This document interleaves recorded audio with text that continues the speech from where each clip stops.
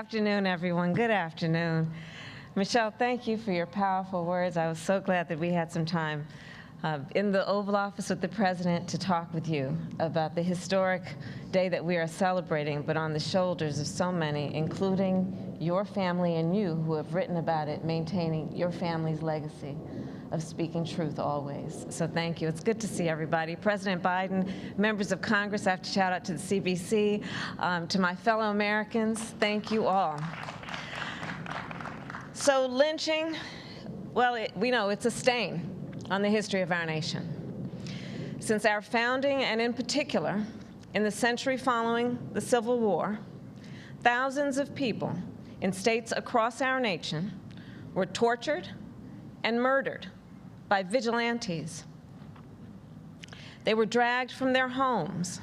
They had ropes wrapped around their necks. They were hanged, burned, drowned, and dismembered. Often, as the President said, as their families were forced to watch and as crowds gathered to spectate. These lynchings were motivated, of course, by racism and meant to cause terror. They were acts committed to secure political and social control. But they were not designated crimes by the federal government. Lynching was not considered a crime by the federal government. Legislation to make lynching a federal crime was first introduced in the United States Congress in the year 1900. It failed. In the 122 years since, anti-lynching legislation has been introduced to the United States Congress more than 200 times, advanced by leaders such as James Weldon Johnson of the NAACP, and of course, the phenomenal Ida B. Wells. Those who courageously knew what had to be done and were undeterred. And when we speak of Ida B. Wells, let's understand the courageous nature of that incredible American who used her skill, her profession, her calling as a journalist, as President Biden noted, to help open the eyes of our nation to the terror of lynching, which speaks, of course, to the role that we have known also historically. I'm going off script for a moment, about the importance of the black press and the importance of making sure that we have the storytellers always in our community who we will support to tell the truth when no one else is willing to tell it. And so those heroes who petitioned every president from McKinley to Hoover to support federal legislation. Anti-lynching legislation was introduced in the wake of some of these most brutal attacks. After the murder of Mary Turner in 1918, after the murder of Emmett Till in 1955, and James Byrd, Jr. in 1998, and James Craig Anderson in 2011. And it failed again and again. And again and again, anti-lynching legislation was reintroduced in the United States Congress by leaders who understood that our past must not and cannot be forgotten, that the truth must be spoken no matter how difficult it is to speak, and certainly no matter how difficult it is to hear. Leaders who understood that the victims of lynching and their families and all of our society deserve that we recognize the crimes and the injustice of what was occurring, and that the people of our nation deserve the protection of a federal anti-lynching law. When I served in the United States Senate, it was a profound honor to sponsor, with Cory Booker, the Emmett Till Antilynching Act. And I want to say a thing about Cory Booker. I'm going to talk about him in front of his face.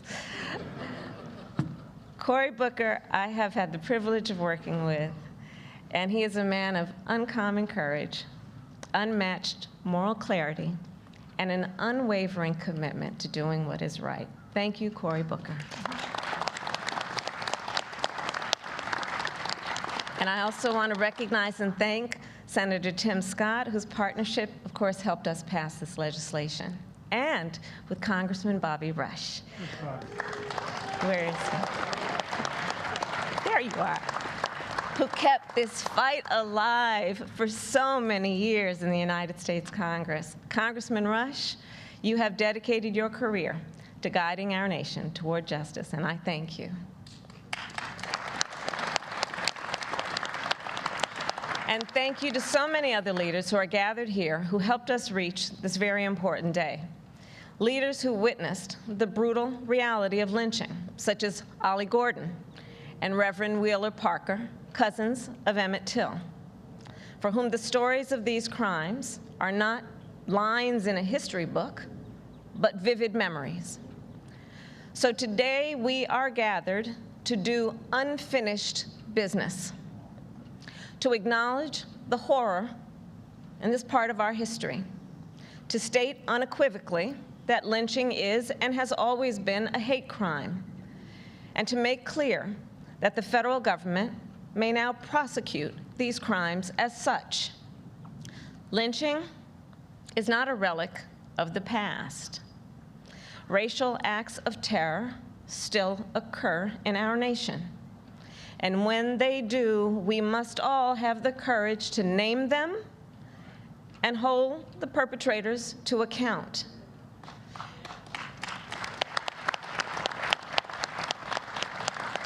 And with that, I will close by saying this. I believe that so often, and it has been said, the victims of lynching were targeted. And let's be clear about this, because they were working to build a better America. That's what they were doing. It was in everybody's best interest what they were doing. But unfortunately, the cowards couldn't see, didn't understand. Those folks who were killed, they were business owners, creating economic opportunity in their community by which all would prosper and benefit. They were teachers, educating the next generation of America's leaders. They were activists who were defending the sacred freedom to vote. So today, as we recognize them, as we recognize our history, let us also be here gathered to recommit ourselves to that unfinished business as well, to continuing to fight for freedom, for opportunity, and justice for all. May God bless you, and may God bless America. Thank you all. Great job. Thank you.